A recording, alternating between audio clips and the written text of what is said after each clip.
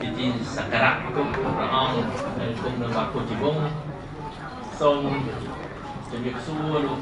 ចាសូមជំរាបសួរបងប្អូនជាទីគោរពនិងជាទីនឹករលឹកថ្ងៃនេះខ្ញុំមានសេចក្តីត្រេកអរណាស់ជួយជាទើបតែមកដល់ប្រទេសបារាំងពីប្រសិនមិញបានទទួលដំណឹងថាមានធ្វើបុណ្យការនៅវត្តពុទ្ធជីវងថ្ងៃនេះដូច្នេះខ្ញុំមានសេចក្តីត្រេកអរហើយមានកិត្តិយសមកជំរាបសួរបងប្អូនដើម្បីផ្ដល់ព័ត៌មានខ្លះៗចុងក្រោយហើយចង់ទទួលនៅយោបល់របស់បងប្អូនដើម្បីយកទៅគិតពិចារណាកំណត់យុទ្ធសាស្ត្រគណៈបកសង្គ្រោះជាតិដើម្បីសម្រេចបេសកកម្មជាប្រវត្តិសាស្ត្របេសកកម្មសង្គ្រោះជាតិដែលយើងបានបដូរផ្ដាច់ក្នុងចិត្តយើងបដិញ្ញាចិត្តថាយើងនឹងខិតខំអស់ពីសមត្ថភាពលទ្ធភាពរបស់យើងដើម្បីសង្គ្រោះជាតិយើងឲ្យតតែបាននៅក្នុងពេលអនាគតដ៏ខ្លីខាងមុខនេះក្នុងរយៈពេលប្រមាណខែចុងក្រោយនេះប្រមាណសប្តាហ៍ចុងក្រោយនេះឃើញសភាពការធនធានមានការបង្ក្រាបដោយប្រើអំពើហិង្សាយ៉ាងព្រៃផ្សៃមកលើប្រជាពលរដ្ឋជាទូទៅមកលើបាតុកម្មបាតុករជាពិសេសឃើញមានការបាញ់សម្លាប់ឃើញមានការវាយដំឃើញមានការចាប់ដាក់គុកធ្វើទរណកម្មចំពោះប្រជាពលរដ្ឋយើងនេះអត់មានខុសអីសោះគ្រាន់តែទាមទារយុត្តិធម៌ជាពិសេសកម្មករទាមទារឡើងប្រាក់ខែដើម្បីរស់ក្នុងភាពថ្លៃថ្នូរគាត់តែប៉ុណ្្នឹងឲ្យមិនឲ្យនិយាយគ្នាបានតែចាំបាច់ទៅបាញ់សម្លាប់ធ្វើអ្វីវាហួសហេតុប៉ុន្តែសូមជម្រាបបងប្អូនថា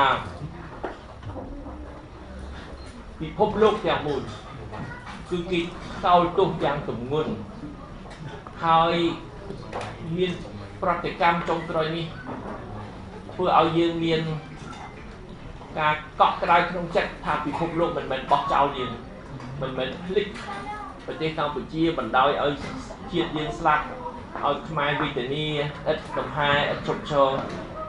ឃើញថាឥឡូវនេះសហគមន៍អន្តរជាតិចាប់អារម្មណ៍តាមដានរៀបចំបញ្ចេញប្រតិកម្មដើម្បីជួយជនរងគ្រោះជួយប្រជារាស្ត្រខ្មែរកុំឲ្យមានការបង្ក្រាបប្រើអំពើហិង្សាបែបនេះទៀតហើយជួយផ្ដល់យុត្តិធម៌ជូនប្រជារាស្ត្រខ្មែរយុត្តិធម៌ដែលយើងចង់បានទាមទារតាំងពីយូរយារណាស់មកហើយអញ្ចឹងបានឃើញសភាអឺរ៉ុបបានអនុម័តនៅញត្តិមួយជំរុញឲ្យមានការស៊ើបអង្កេតការបោះឆ្នោតពីព្រោះថាបើការបោះឆ្នោតនោះត្រឹមត្រូវអត់មានអំពើហិង្សាអត់មានការធ្វើបាបប្រជារាស្ត្រដោយពេលថ្មីនេះទេប្រជារាស្ត្រលោកបានបោះឆ្នោតឲ្យគណៈបកសង្គ្រោះជាតិដើម្បីឲ្យមានការផ្លាស់ប្ដូរ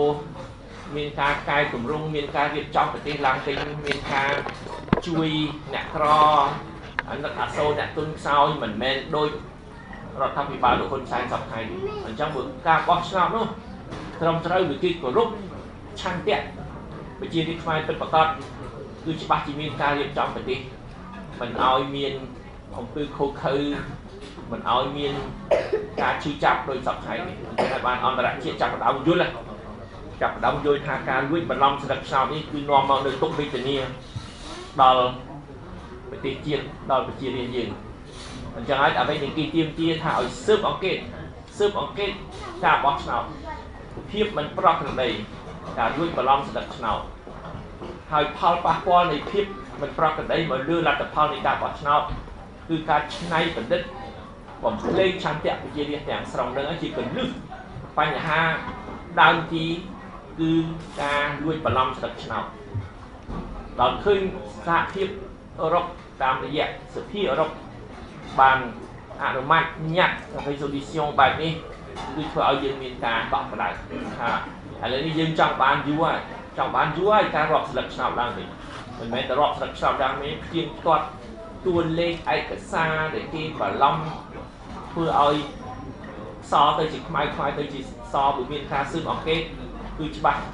ជាយើងនឹងទទួលបានជោគជ័យក្នុងការបោះឆ្នោតនេះព្រោះគណៈបកសង្គ្រោះជាតិគឺបានទទួលស្លឹកឆ្នោតយ៉ាងច្រើនលើសលប់ហើយចុងក្រោយនេះម្សិលមិញនេះបានទទួលព័ត៌មានអង្គការអាមេរិក IRI គេបានធ្វើការស្ទង់មតិក្រោយពីការបោះឆ្នោតហើយគេទៅសួរអ្នកបោះឆ្នោតថាអ្នកឯងបោះឆ្នោតមិនចាំបាច់សួរចំថាបោះឆ្នោតឲ្យគណៈបកណានេះខ្លាចពលិខ្លាចឬមួយគេគៀបសង្កត់អ្នកដែលបញ្ចេញលទ្ធផលការស៊ើបអង្កេតនោះការស្ទាបស្ទង់មតិនោះគាត់ទៅសួរថាបោះឆ្នោតដែលបានអញ្ជើញទៅបោះឆ្នោតម្នាក់បោះឆ្នោតដើម្បីអីភាគច្រើនគឺថាបោះឆ្នោតដើម្បីឲ្យមានការផ្លាស់ប្ដូរនឹងជាជំហរគណៈបកសង្គ្រោះជាតិដែរព្រោះភាគច្រើននៃប្រជារាស្ត្រខ្មែរបញ្ចេញយោបល់ថាទៅបោះឆ្នោតដើម្បីមានការផ្លាស់ប្ដូរគឺទំនងគឺច្បាស់ជាគ្រប់គ្រងសង្គ្រោះជាតិហើយចំនួនតិចជាងហ្នឹងគួរឲ្យកត់សម្គាល់គេថាបោះឆ្នោតដើម្បីបង្ហាញថាគេទទួលស្គាល់ថាប្រទេសជាតិបានមានការរីកចម្រើនអភិវឌ្ឍអានេះគឺថាគេគ្រប់គ្រងគណៈបកមួយទៀតដែរព្រោះគណៈបកមួយទៀតគេថារាជខ្មែរចង់បានអីទៀតបានប៉ុណ្្នឹងហើយរីកចម្រើនអភិវឌ្ឍប៉ុណ្្នឹងហើយចង់បានអីទៀតកម្មករថាចង់បានប្រាក់ខែ160ឯងមានប្រមាណប៉ុន្តែអ្នកដែលគេថាគេបោះឆ្នោតពីព្រោះគេទទួលស្គាល់ហើយទទួលយកការអភិវឌ្ឍរបស់ប្រទេសក្រោមការដឹកនាំរបស់រដ្ឋាភិបាលសព្វថ្ងៃគឺមានចំនួនតិចជាងអ្នកដែលគេបញ្ជាក់ថាគេបោះឆ្នោតដើម្បីនាំមកមានការផ្លាស់ប្ដូរដូច្នេះនេះជាសញ្ញាជាផុសតាងមួយទៀតថាប្រជារាស្ត្រខ្មែរមានចំនួនច្រើនលើលោកគឺបោះឆ្នោតឲ្យសង្គ្រោះជាតិហើយអ្វីដែលយើងធ្វើឲ្យយើងមានការកក់ក្ដៅក្នុងចិត្តមួយទៀតគឺសភាសហរដ្ឋអាមេរិកគេថ្មីនឹងដែរក៏គេបានបោះឆ្នោតច្បាប់ថវិកាគេបញ្ជាឲ្យរដ្ឋាភិបាលសហរដ្ឋអាមេរិកឲ្យដាច់ជំនួយមួយប្រភេទជាពិសេសជំនួយយោធាបើគ្មានការរាប់ស្លឹកឆ្នោតនឹងឡើងវិញដូច្នេះគេជំរុញណាស់ខាងអឺរ៉ុបក៏ជំរុញខាងសហរដ្ឋអាមេរិកក៏ជំរុញឲ្យមានការស៊ើបអង្កេតលើការបោះឆ្នោតព្រោះយើងចង់ដឹងការពិតអ្វីដែលសំខាន់គឺការពិតអ្វីគឺចាក់ផ្ដើមពីការពិតយើងមិនអាចធ្វើសេចក្តីសម្រេចអ្វីបានព្រោះយើងអត់ដឹងការពិតដូចថាឥឡូវចូលសភាឲ្យគណៈបកសង្គ្រោះជាតិចូលសភាមិនចូលសភាអាស្រ័យលើការពិតពីព្រោះគោលការណ៍យើងគោលការណ៍សិលធម៌សច្ចធម៌គឺស្វែងរកការពិតអាចធ្វើអ្វីដោយបំភ្លេចការពិតឬបំភ្លេចការពិតអញ្ចឹងទី1ត្រូវដឹង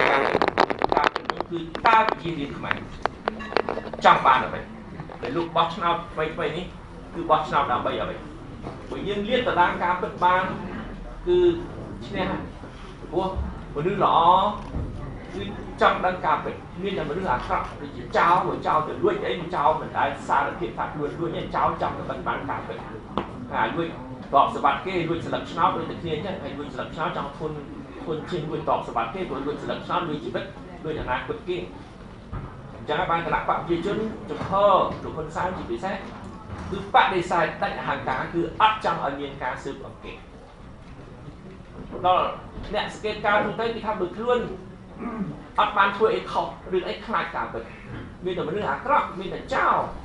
ដែលចង់បិទបាំងការពិតអញ្ចឹងគណៈបកប្រជាជនណាគឺគេថាគេអត់ចង់ឲ្យស៊ើបអង្កេតគេមិនអនុញ្ញាតឲ្យមានការស៊ើបអង្កេតមានន័យថាអ្នកឯងបិទបាំងការពិតអ្នកឯងលួចទៅអ្នកឯងចេះតែចង់ដឹកនាំប្រទេសតទៀតដោយឈរលើការលួចបន្លំស្លឹកឆ្នោតដូច្នេះអ្នកឯងអត់មានភាពស្របច្បាប់អត់មានអ្វីធ្វើឲ្យគេគោរពឲ្យគេទទួលស្គាល់ទេព្រោះអំណាចបានមកពីការលួច លួចអំណាចពីរាជអំណាចក៏ទៅរាជប្រគល់បានយើងមានសិទ្ធិដឹកនាំប្រទេសតែបើយើងលួចអំណាចតាមរយៈការលួចស្លឹកឆ្នោតយើងអត់មានទួនាទីស្របច្បាប់ឲ្យគេទទួលស្គាល់ឲ្យគេគោរពហើយយើងដឹកនាំប្រទេសបានត្រឹមត្រូវទេអញ្ចឹងហើយបានឥឡូវនេះគេភ្លឺភ្នែកទាំងអស់គេឃើញថាគណៈបព្វជិជនចង់បិទបាំងការពិតអញ្ចឹងអំណាចនៃគណៈបព្វជិជនកាន់សពថ្ងៃគឺមិនមែនបានមកពីស្លឹកឆ្នោតពិតប្រាកដមិនមែនបានមកពីអាណត្តិដែលប្រជារាស្ត្រប្រគល់ឲ្យដល់យើងឃើញអឺរ៉ុបយើងឃើញអាមេរិកហើយប្រទេសដទៃទៀតមួយចំនួនយើងស្រួលធ្វើការប្រទេសខ្លះរដ្ឋាភិបាលខ្លះដូចថាជំហរមិនសូវច្បាស់លាស់ដល់សភាអឺរ៉ុបសភាអាមេរិកចេញជាញាក់ជាមួយចេញជាច្បាប់តម្រូវឲ្យមានការស៊ើបអង្កេតរកការពិតទាក់ទងនឹងការបោះឆ្នោតនឹងគឺថាការងារយើងទៅមុខយើងស្រួលធ្វើការហើយខ្ញុំមកនេះគឺដើម្បីមកតាមដានមកបន្តមកជំរុញឲ្យមានការអនុវត្តជាក់ស្ដែងនៅអ្វីដែលសភាអឺរ៉ុបបានសម្រេចអនុវត្តតាមរយៈគណៈកម្មការអឺរ៉ុប Commission Européenne នៅ Bruxelles ហើយអនុវត្តតាមរយៈរដ្ឋាភិបាលដែលជាសមាជិកមួយនៃសហភាពអឺរ៉ុបអញ្ចឹងការគៀបសង្កត់មកលើគណៈបកប្រជាជនគឺកាន់តែខ្លាំងឡើងរឿងបោះឆ្នោតទៅគៀបសង្កត់កាន់តែខ្លាំងឡើងរឿងសិទ្ធិប្រជាពលរដ្ឋរឿងសិទ្ធិកម្មករជាពិសេសរឿងសិទ្ធិកសិករមានដីធ្លីដែលបាត់បង់ដីធ្លីហើយទាំងគេចាប់អារម្មណ៍រឿងកម្មករមួយរឿងប្រាក់ខែមិនគ្រប់គ្រាន់ហើយកម្មករតវ៉ាបាញ់សម្លាប់កម្មករហើយរឿងកសិករបាត់បង់ដីធ្លីរឿងដាំអំពៅរឿងធ្វើស្ករព្រោះថាស្ករនិយមផាត់នាំចេញពីស្រុកខ្មែរមកគឺបានមកពីការដាំអំពៅហើយការដាំអំពៅ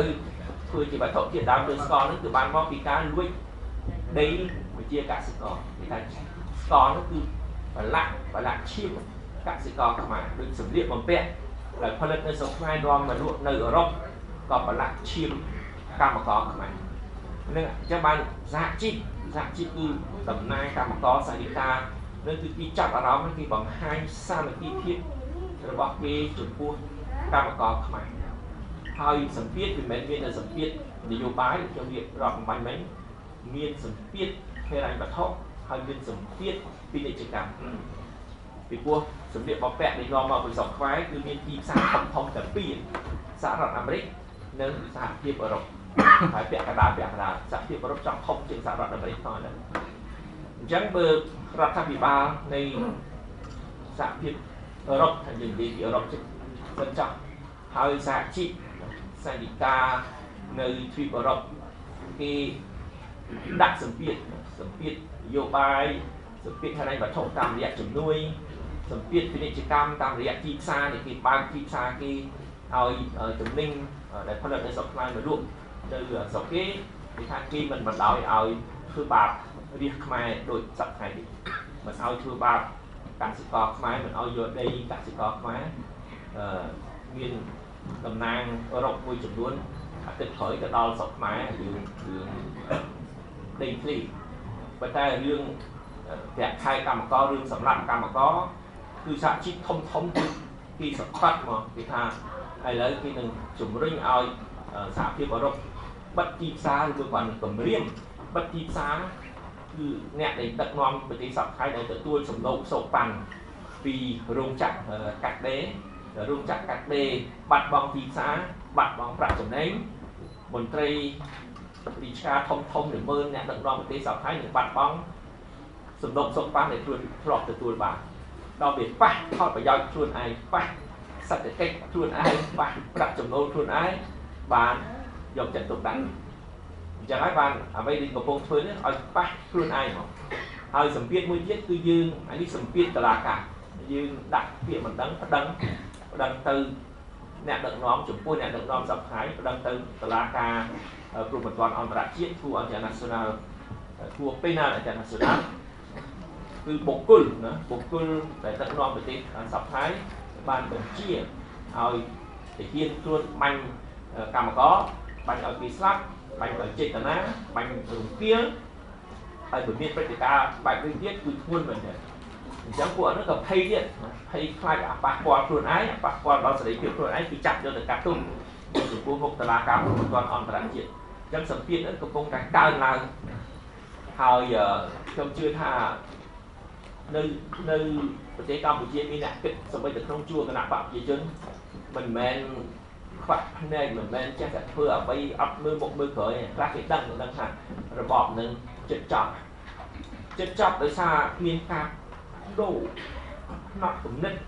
ตึกจัดไปเชี่ยเมียนกายูดังเมียนกาใจตึกcái đôi chấtผมนึกเชิญนะการบอชนอนี่ให้สัญญาบนสัญญาเขยมั้งเคยทาไปเชี่ยพอรักใครคือเหมือนแม่โดยมุนเนี่ยที่มวยจำนวนเขมรฉลาดเขมรคือที่โดจัดผมนึกได้อัดเมียนผมนึกโดยมุนเช่นนี้โดยมุนแต่นักปราบจีจนแต่ครั้งอะไรยี่จะกี่เชื่อครั้งคือกี่เชอเลือกาหลุมต่อประเทศจีนมีโบลเบิร์ดเป็นแมกราสไอติโน่30 ឆ្នាំពុទ្ធឆ្នាំ70មកដល់សប្តាហ៍ថ្ងៃអញ្ចឹងមនុស្សចំនួនមុនណាអាយុ35ឡើងទៅអាចចាំពួកឯងកើតក្រោយកើតសម័យខ្មែរក្រហមហើយមុនខ្មែរក្រហមមកកាត់អំណាចទៅរងគ្រោះដោយរបបខ្មែរក្រហមអ្នកអាយុ35 40គឺគេចាំអញ្ចឹងគេអាចជឿគណៈបព្វជិជនខ្លះប៉ុន្តែឥឡូវណាក្មេងអាយុ35 ឆ្នាំចុះក្រោមកើតក្រោយសម័យខ្មែរក្រហមតាក្មេងអាយុឥឡូវភាពច្រើន20 25 30ហ្នឹងគឺគេអត់យកចិត្តទុកដាក់រឿងការឃោសនាគណៈបព្វជិជនមករំដោះថាយួនមករំដោះឲ្យដឹងគុណយួនហ្នឹងអីគេអត់ចាប់អារម្មណ៍ទេក្មេងៗគេគិតរឿងផ្សេងគេគិតរឿងការងារថាមានការងារធ្វើទេគិតរឿងប្រាក់ខែគ្រប់គ្រាន់ទេគិតរឿងក្នុងសង្គមថាសង្គមនឹងស្អាតស្អំទេពុករលួយយ៉ាងម៉េចសង្គមនឹងយុត្តិធម៌ទេតែមានយុត្តិធម៌ក្នុងសង្គមទេគេគិតទៅអនាគតគេអត់មានមើលថយក្រោយគេមើលទៅមុខអញ្ចឹងក្មេងៗគឺគិតខុសផ្នត់គំនិតគឺមិនដូចចាស់ពីមុនទេហើយគេចេះប្រៀបធៀបទៀតព្រោះសម័យនេះសម័យអ៊ីនធឺណិតសម័យ Facebook ណាសូម្បីតែទូរស័ព្ទដៃឥឡូវនេះគេឆ្លើយឆ្លងគ្នាគេផ្ដល់ព័ត៌មានគេចែកចាយព័ត៌មាននេះគេដឹង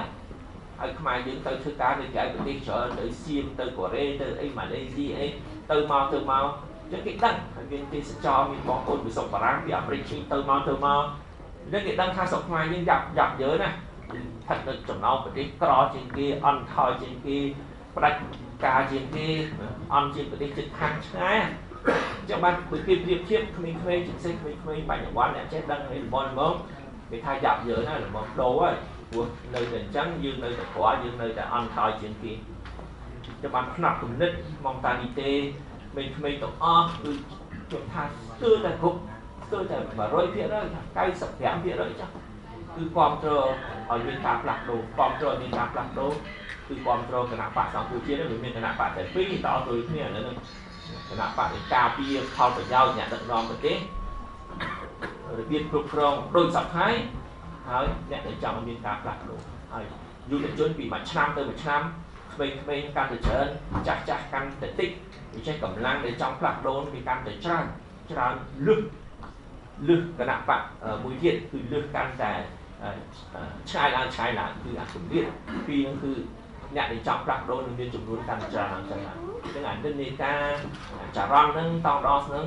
គឺឃើញថាគណៈបកប្រជាជនអត់មានអនាគតទៅតែចាប់អញ្ចឹងក្នុងជួរគណៈបកប្រជាជនថាគេចាប់ផ្ដើមគិតគេថាគេមិនអាចបដោយណាឲ្យហើយនឹងបដោតភ្ជាប់វាសនារបស់គេជាប់ជាមួយគណៈបកក្នុងការដឹកនាំលោកហ៊ុនសែនសប្តាហ៍លិចលងគង់តែលិចលងដដែលចាំដល់ថ្ងៃលិចលងធ្វើអីថ្ងៃលិចលងប្រហែលរត់អត់ទាន់ចាំបានឥឡូវហ្នឹងមានខាងមេតបមានខាងអ្នកដែលធ្លាប់គ្រប់គ្រងគណៈបកប្រជាជនច្រើនណាគេបែរមកគ្រប់គ្រងយើងគេដឹងថានាវាគណៈបកប្រជាជនលិចណាគេចេញពីនាវាគណៈបកប្រជាជនគេសុំឡើងនាវាសង្គ្រោះជាតិ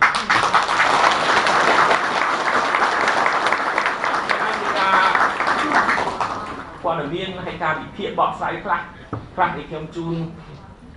ប្រទានប្រសងឲ្យជូនបងប្អូនឲ្យបងប្អូនមានជំនឿលើជាតិយើង ហើយមានជំនឿលើគណៈបកសង្គ្រោះជាតិថាគណៈបកសង្គ្រោះជាតិសង្គ្រោះជាតិយើងឲ្យតទៅបានក្នុង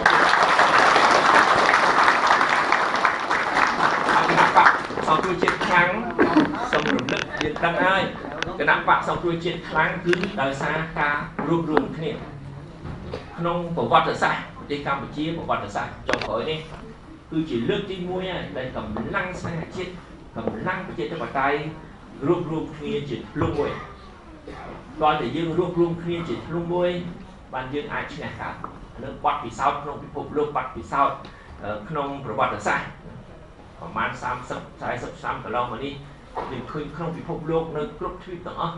តើតែកម្លាំងប្រជាធិបតេយ្យរួបរวมគ្នាបានអាចឈ្នះពួកជនផ្ដាច់ការយើងមិនទាន់បានបំពេញលក្ខខណ្ឌនៅឆ្នាំមុនឆ្នាំ2012យើងអត់ទាន់បានបំពេញប៉ុន្តែតាំងពីបង្កើតគណៈបកសង្គ្រោះជាតិមកសំរងស៊ីសិទ្ធិមនុស្សហើយមានអ្នកស្នេហាជាតិច្រើនទៀតមករួបរวมគ្នាគឺយើងបានបំពេញលក្ខខណ្ឌដើម្បីទទួលបានជ័យជំនះហើយយើងនឹងទទួលបានជ័យជំនះជាក់ស្ដែង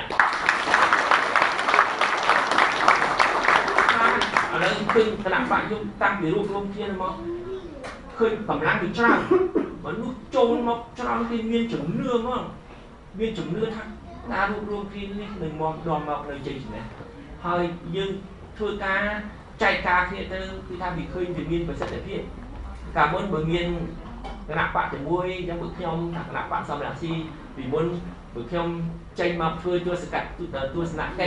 បំពេញបេសកកម្មនៅក្រៅប្រទេសនៅក្នុងប្រទេសដូចថាវាប្រធានមិននៅ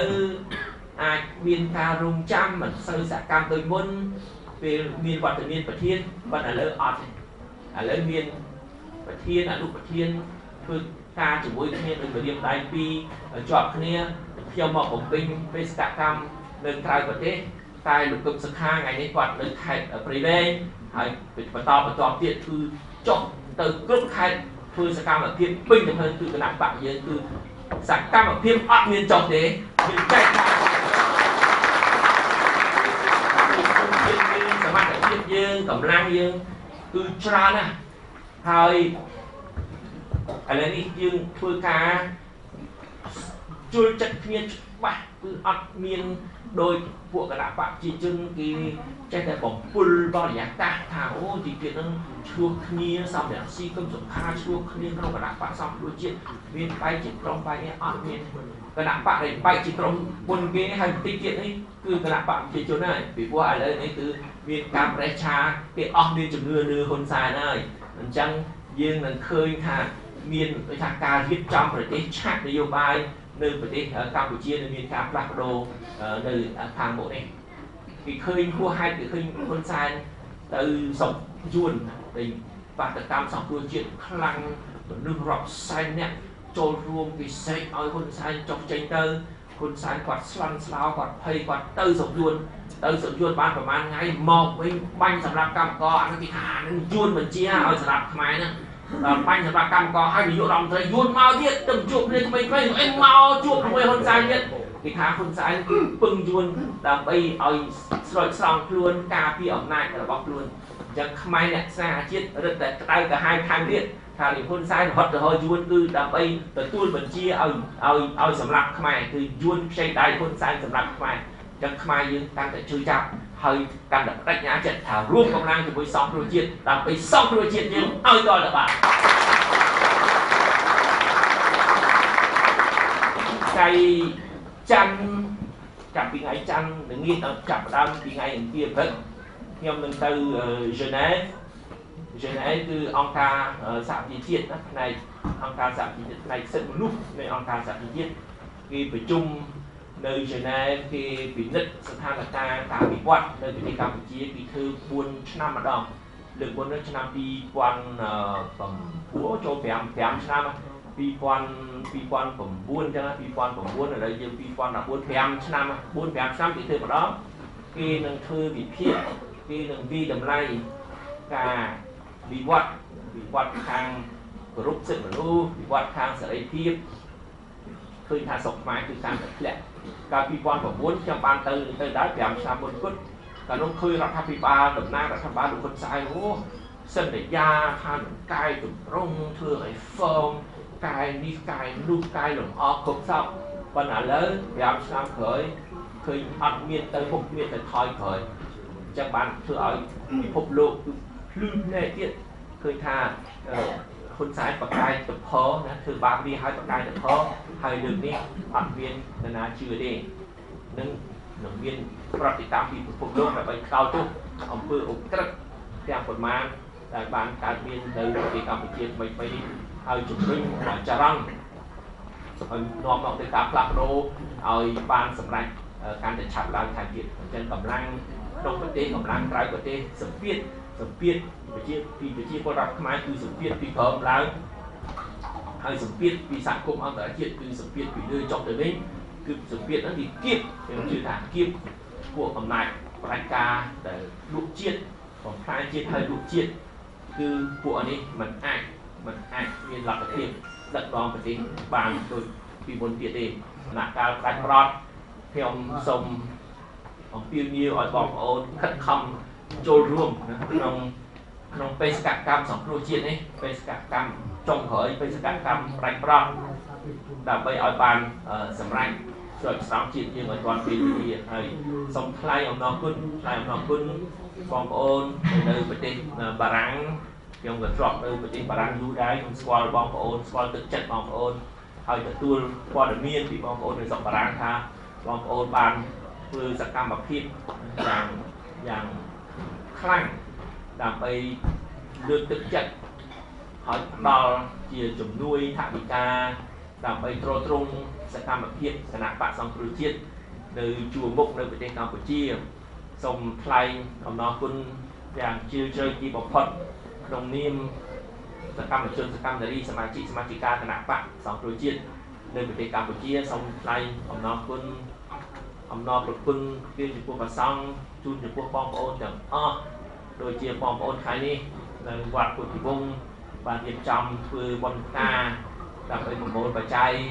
ជួយដល់ជនរងគ្រោះនៅប្រទេសកម្ពុជាជួយទ្រទ្រង់សកម្មភាពគណៈបកសង្គ្រោះជាតិសូមថ្លែងអំណរគុណយ៉ាងជ្រាលជ្រៅទីបំផុតសូមឲ្យអំពើល្អបងប្អូនបានកសាងនាំមកនៅសុភមង្គលសិរីសួស្តីគ្រប់ប្រការជូនបងប្អូនជារៀងរហូតដល់ទៅឃើញថាអាយដាមមានការគ្រប់គ្រងជាមួយនឹងចិនបាទគ្រប់គ្រងជាមួយនឹងចិនហើយបើប្រៀបធៀបទៅនឹងអង្គការសហប្រជាជាតិមួយប្រៀបធៀបជាមួយនឹងពួកអេតានេះឬអឺរ៉ុបតើមានការប្រឆាំងគ្នាយ៉ាងម៉េចអានេះដែលខ្ញុំអត់ទាន់យល់កិច្ចការរបស់ខ្ញុំទៅប៉ុណ្ណឹងដែរសូមអរគុណតុលាការនៅភ្នំពេញបានក៏អញ្ជើញលោកប្រធានហើយនិងលោកអនុប្រធានទៅតុលាការតើគេខ្ញុំមិនដឹងថាសម្ពាធដល់លោកប្រធាននោះយ៉ាងម៉េចទេខ្ញុំបាទចង់ដឹងជាត្រួសបើលោកប្រធានអនុញ្ញាតបញ្ជាក់ការជាទូបានសូមអរគុណ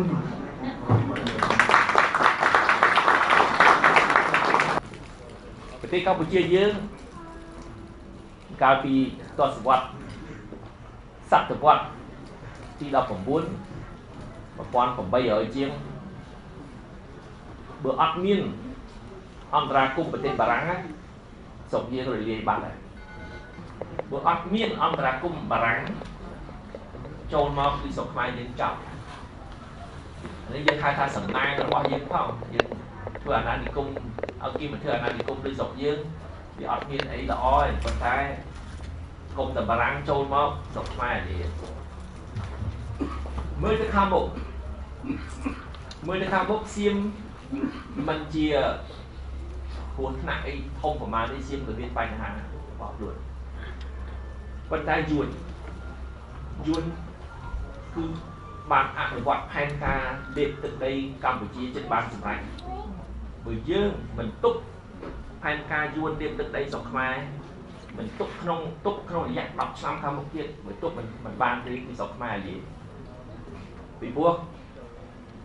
men băng đôi muốn cả xiêm hay yuan để trong việc của cả sản vật thì đọc cũng muốn anh nó cứ bằng tọt hay tọt trâu bạc cái kia viết đi thoáng thoáng cả lỡ ăn đi tam rụp hiếp xây rụp hiếp sát cái cảnh rụp hiếp xong thật tiền rụp hiếp ăn tao rồi mình thế mình nhưng mà tại hai chân chết chân ăn tao đấy còn cái mi của họ cònเป็นโจมันนึงจังទៅមកអាចទៅមកមានគម្រោងធ្វើអីចេញទៅក្រៅវិញទៅប្រទេសទី3អីនឹងអ៊ីមីក្រប៉ុន្តែអ្វីដែលយួនចូលមកហៅថានិគមនេះគឺកូឡុងនោះគឺវាមកនៅជាប់មកអាណានិគមនិយម colonialisme វាមានពីរយ៉ាងមានអា colonie d'exploitation ដូចបារាំងមកស្រុកយើងគាត់ថាបានយកធនធានប្លន់ក្រមសម្បត្តិជាតិយើងជាប្រជារាស្ត្រអានឹង exploitation ប៉ុន្តែអា colonie de peuplement គឺមកនៅជាប់មកនៅយកមកឥឡូវយួនគម្រោងវា colonie de peuplement គឺឲ្យនិគមមិនមែនអត់តាមរយយើងហៅថានិគមហៅថា colon ចូលមកនៅហើយវាបានរដ្ឋាភិបាលហ៊ុនសែនបាក់ដៃឲ្យវាគឺរុញ colon វាចូលមកកាន់ច្រើនមិនយូរទេបើដោយតែអញ្ចឹងទៀតគឺស្រុកខ្មែរដូចកម្ពុជាក្រមសពថ្ងៃឃើញយួនចូលមកច្រើនថ្ងៃណាមួយយើងខ្មែរជាម្ចាស់ស្រុកម្ចាស់ទឹកម្ចាស់ដីខ្លាយជាជនជាតិភាគតិចនៅលើទឹកដីកំណើតរបស់យើងនយោបាយរបស់យួនក៏ខិតព្រំដែនប៉ុន្តែធ្ងន់ធ្ងរជាងគេសម្បទានចុងក្រោយនេះសម្បទានដីធ្លីហ៊ុនសែនឲ្យ99ឆ្នាំនេះឲ្យដីទាំងដុំប្រទេសយើងទាំងព្រៃឈើដីធ្លីស្រែចម្ការភ្នំបូកគោអីយកទៅអស់ហើយឡង់ទៅអីហ្នឹងគឺមិនមែនចាំបាច់ទៅរុញតាមព្រំដែនទេគឺដូចលូតឆាក់ពីចូលមកដល់ក្នុងស្រុកមួយរំពេចចូលមកដល់ព្រៀងតារាស្រុកយើងហ្មងបើច្បាំងគ្នាបើរុញតាមព្រំដែនអាហ្នឹងគាត់ថាកើតិចប៉ុន្តែបានមកដល់តារាស្រុកទូទាំងប្រទេសយកដីយើងហប់មើលរាប់សែនរាប់លានហិកតាតែម្ដងគឺអានឹងត្រូវតែស្លាប់អញ្ចឹងកាលពីមុនមានបារាំងមកជួយយើងតែឥឡូវនេះមិនបារាំងមិនជួយយើងស្រឡាញ់យើងទេបារាំងវាមានមហិច្ឆតាកាលនោះណាប៉ូឡេអុងថ្វាសម័យនោះគឺគេចង់គ្រប់គ្រងមានអាណានិគមនិយមយកកូឡូនីហើយបារាំងវាបាច់ជាមួយយួនហើយប្រាំងចូលមកដល់ពូសាស៊ីនប្រាំងឡើងទៅដល់តូកាំងខាងលើណាហើយយួននោះវានៅក្រោមឥទ្ធិពលរបស់ចិនចឹងប្រាំងត្រូវទប់ជាមួយចិនផងណាហើយបង្ក្រាបយួនផងហើយទប់ជាមួយសៀមផងកាលនេះប្រាំងចូលមកសៀមយកហើយណាប្រាំងទទួលស្គាល់ឲ្យសៀមយកបាត់ដំបងហើយយកសៀមរៀបដល់ទៅឆ្នាំ1904 បានយកសៀមរាបយកបាត់ដំបងបងវិញប៉ុន្តែប្រាំងតំងទៅប្រើឥទ្ធិពលទុកជាមួយប្រទេសជិតខាងទុកហ្នឹងដូចជួយស្រុកខ្មែរតែឥឡូវយួនវាកំពុងតែលេបទឹកដីយើងតើអ្នកណាអាចទុកនៅក្នុងតំបន់ប្រទេសយើងតំបន់អាស៊ីភាគអាគ្នេយ៍ជិតប្រទេសយើងតើមានមហាអំណាចណាដែលអាចទុកជាមួយយួនបើគេមកទុកជាមួយយួនគេមិនមែនស្រឡាញ់ខ្មែរទេគឺផលប្រយោជន៍គេគឺគេត្រូវធ្វើម៉េចកុំឲ្យយួនខ្លាំងពេកតែយួនខ្លាំងពេកយួនតែឆាឆៅគេនេះបើយួនលេបស្រុកខ្មែរបានគឺយួនខ្លាំងបើយួនខ្លាំងគឺយួនអាចទៅឆាឆៅប្រទេសដទៃទៀតហើយក្នុងចំណោមប្រទេសដទៃទៀតហ្នឹងគឺចិនយួនហើយចិនអត់ត្រូវគ្នាទេរាប់ពាន់ឆ្នាំអញ្ចឹងយើងត្រូវឈរលើការកត់សម្គាល់មួយអានោះជាច្បាប់ប្រវត្តិសាស្ត្រគឺសត្រូវរបស់សត្រូវខ្ញុំជាមិត្តរបស់ខ្ញុំចិនហើយយួនវាសត្រូវគ្នាយួនគឺជាសត្រូវខ្មែរបើចិនជាសត្រូវរបស់យួនជាសត្រូវរបស់សត្រូវយើងគឺជាមិត្តឬជាសម្ព័ន្ធមិត្តរបស់យើង Les ennemis de mes ennemis sont mes amis ចាំចាស់ចិនមិនមែនស្រឡាញ់ខ្មែរប៉ុន្តែផលប្រយោជន៍ចិនតម្រូវធ្វើម៉េចកុំឲ្យយួនលេបស្រុកខ្មែរបានបើយួនលេបស្រុកខ្មែរបានយួនខ្លាំងបើយួនខ្លាំងយួនទៅឆាឆៅចិននឹងផលប្រយោជន៍ចិនទេកុំឲ្យយួនខ្លាំង ដូច្នេះកុំឲ្យជួនលេបទុកខ្មែរអញ្ចឹងយើងត្រូវគិតវែងឆ្ងាយវាចូលក្នុង geopolitics មិនតែស្រុកយើងយើងមើលតំបន់យើងមានប៉ះពាល់ណាហើយយើងដកបទពិសោធន៍ពីប្រវត្តិសាស្ត្រខ្ញុំនិយាយមុនព្រោះអត់មានអន្តរាគមបារាំងស្រុកខ្មែរយើងអានិយាយបាត់ហើយកាល200ឆ្នាំមុនហើយ10ឆ្នាំទៅមុខ50ឆ្នាំទៅមុខមិនអត់មានចិនមកជួយទប់ហើយចិនចង់ទៅរកកម្លាំងស្នេហាជាតិព្រោះចិនដឹងថាយួនគ្រប់គ្រងហ៊ុនសែនបានហើយមិនអាចទៅពឹងឲ្យហ៊ុនសែនប្រឆាំងជាមួយយួនទេព្រោះថាក្នុងលើឆាកនយោបាយប្រទេសកម្ពុជាតើមានកម្លាំងស្នេហាជាតិណាដែលទប់ជាមួយយួនតែការពារទឹកដីមិនឲ្យយួនលេបស្រុកខ្មែរជាផលប្រយោជន៍អ្នកស្នេហាជាតិអញ្ចឹងមិនយូរទេនឹងសម្គាល់គ្នាហើយប្រមូលកម្លាំងប្រមូលបានដើម្បីទប់កុំឲ្យយួនលេបទឹកដីខ្មែរបាននឹងសូមគិតតែប៉ុណ្្នឹងបានហើយកុំគិតថាអូចិនអាក្រក់ណាស់កុម្មុយនីសអីស្អីសម័យនេះអត់មានកុម្មុយនីសអីទៀតទេកុម្មុយនីសណាចង់ធ្វើអីធ្វើទៅដូចតែសៅពីងគាត់និយាយអាស្រ័យមិនមែនឆ្មាពណ៌សឆ្មាពណ៌ខ្មៅឲ្យវាចាប់បដោដូច្នេះប្រទេសនីមួយគេគិតប្រយោជន៍គេជាធំដោយស្រុកចិនជាទីកុម្មុយនីសប៉ុន្តែគេយករបៀបដឹកនាំសេដ្ឋកិច្ចណាគឺមិនឲ្យតែសេដ្ឋកិច្ចគេរីកចម្រើនអត់មានកុម្មុយនីសម៉ាក់ស៊ីសអីទៀតទេហើយប្រទេសណាដែលធ្លាប់សត្រូវធ្លាប់អីពីមុនមួយយួនហើយអាមេរិកមានអាណាស៊ីសាច់ខុតឈាមគ្នាដូចយួនហើយនឹងអាមេរិកយួនត្រូវរងគ្រោះអាមេរិកទម្លាក់កកបែកមិនឥឡូវនេះយួនទៅចាប់ដៃអាមេរិកដើម្បីទៅទប់ជាមួយចិនវិញឃើញទេអាមេរិកមិនចង់ឲ្យឥទ្ធិពលចិនខ្លាំងពេកហើយឃើញយួនដែលប្រឆាំងជាមួយចិនអញ្ចឹងយួនដែលខ្លួនថាប្រឆាំងជាមួយចិនអត់ឈ្នះទៅសុំឲ្យអាមេរិកជួយអញ្ចឹងមិនមែនរឿងថាប្រវត្តិសាស្ត្រអ្នកឯងធ្លាប់ទៅសត្រូវមួយជីវិតអត់ទេអាសត្រូវវាคล้ายទៅជាសម្ព័ន្ធមិត្តវិញវាយោងតាមកលៈទេសៈហើយយោងតាមផលប្រយោជន៍ប្រទេសនីមួយគេការពារផលប្រយោជន៍គេរកសម្ព័ន្ធមិត្តណាដែលក្នុងកលៈទេសៈនេះអាចមានផលប្រយោជន៍រួមអញ្ចឹងបានខ្ញុំគាត់ទៅយកកត្តាហ្នឹងយកទៅឲ្យបងប្អូនគិតយើងមិនមែនស្រឡាញ់ហើយគេក៏មិនស្រឡាញ់យើងខ្មែរស្រឡាញ់ខ្មែរយួនស្រឡាញ់យួនចិនស្រឡាញ់ចិនតែផលប្រយោជន៍ខ្មែរដែលស្រឡាញ់ខ្មែរត្រូវធ្វើម៉េចផលប្រយោជន៍ចិនដែលស្រឡាញ់ចិនត្រូវធ្វើម៉េចហើយមានស៊ីគ្នាកន្លែងណាមួយក្នុងកលៈទេសៈណាមួយដែលមានប្រទេសទី3អាចជួយយើងពីព្រោះយើងមិនអាចទប់ជាមួយយួនបានម្នាក់ឯងហើយទៅរំពឹងអាមេរិកកាំងអីប្រទេសឆ្ងាយអត់ទេការពារទឹកដីយើងបានគាត់តែអ្នកហ៊ានស្លាប់រស់គឺអ្នកនៅតំបន់អាមេរិកកាំងងាប់ទៅហ៊ានម្នាក់ហ្នឹងភ័យដកអីអស់លើបើថាប្រទេសណាដែលគេខត់ប្រយោជន៍គេនៅតំបន់ហ្នឹងគេអត់ខ្លាចនឹងចំណាយកម្លាំងគេដើម្បីការពារអាយុជីវិតជាតិគេខ្ញុំសូមនិយាយតែប៉ុណ្្នឹងបានចាក់ទៅនឹងសម្ព័ន្ធមិត្តហើយយើងអាចសម្គាល់ហើយតែយើងអាចត្រូវចាត់ចែងការងារខ្លះដើម្បីការពារអាយុជីវិតនៅប្រទេសកម្ពុជាឥឡូវនិយាយពីឆាកនយោបាយនៅស្រុកខ្មែរនេះអ្វីដែលគណៈបក្សសង្គ្រោះជាតិបានធ្វើមកទល់ទៅពេលនេះគឺធ្វើតាមឆន្ទៈប្រជារាស្ត្ររហូតជានិច្ចគ្រប់ទិដ្ឋភាពទាំងអស់បើពីការបោះឆ្នោតប្រជារាស្ត្រថាប្រាប់យើងបញ្ជាឲ្យយើងជារាស្ត្រជាម្ចាស់ឆ្នោតជាថាគុំទទួលយកលទ្ធផលហ្នឹងលទ្ធផលការបោះឆ្នោតនៃគណៈបកប្រជាជនប្រកាសហ្នឹងមិនមែនជាទឹកចិត្តប្រជារាស្ត្រនឹងគេលួចស្លឹកឆ្នោតគេបំភ្លេចគេបំផន់កុំឲ្យយក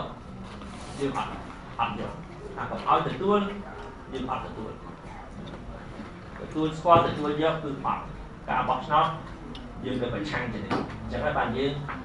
ទាមទារឲ្យមានការស៊ើបអង្កេតឥឡូវគណៈបព្វជិជនគេថាគេឈ្នះមែនយើងថាអត់ទេការពិតសង្គ្រោះជាតិឈ្នះដើម្បីសម្រេចត្រូវថាស៊ើបអង្កេតហើយស៊ើបអង្កេតត្រូវមានភាគីកដាលមួយមិនមែនឲ្យភាគីមួយស៊ើបអង្កេតតែខ្លួនឯង vừa cái nào bạn chỉ cho hai cái tôi chụp on hai cái trong rất xa thò mà đây cái kia kia mà xếp về ăn ban trong của bạn được sao đây mình cứ chuyện bây giờ hai thằng điện thoa chặt đá miên là từ miền khu vị viện cái thời rộng thiện kỳ chỉ bay là bay đọc sai thiện kỳ chỉ bay nó hai nhà ta hai tòa la ca tự nhiên trở bài giảng thiện chắc phải dương cho ở viên ca sư bằng kết anh cái gì sư bằng kết anh cái gì nó miền thiện kỳ chỉ bay những anh cái gìคือmình vẹn quan thiện kỳ chỉ mới mình vẹn quan thiện kỳ chỉ vìคือanh cái gì là thiện kỳ đồng vì chưa tục chất bánហើយពិភពលោកយ៉ាងមុនជឿទុកចិត្តបានថាអត់មានការលំអៀងចាំឲ្យបានយើងដាច់ខាត់យើងអត់ចោលទេគំនិតខ្ញុំបាននិយាយពីដើមទីខ្ញុំចាប់ផ្ដើមក្នុងសบายចិត្តណាថាអូសភាអឺរ៉ុបគេគ្រប់គ្រងយើងគ្រប់គ្រងអីគ្រប់គ្រងទាមទារឲ្យមានការស៊ើបអង្កេតខ្ញុំសบายចិត្តថានៅសភាអាមេរិកគេបោះឆ្នោតតម្រូវឲ្យរដ្ឋាភិបាលអាមេរិកធ្វើម៉េចជំរុញឲ្យមានការស៊ើបអង្កេតឯករាជ្យអានេះដូចគ្រប់គ្រងយើងយើងទាមទារចង់បានអញ្ចឹង